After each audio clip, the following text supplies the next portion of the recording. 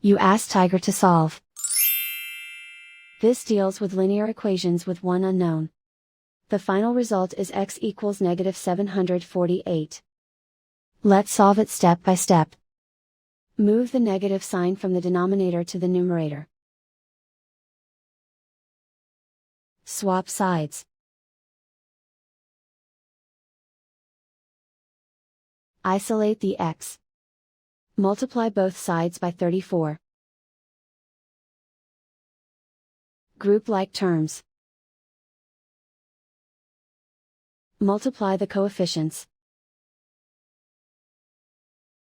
Simplify the arithmetic.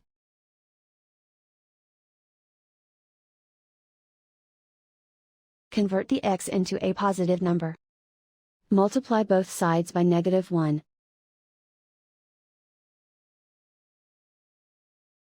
Remove the ones.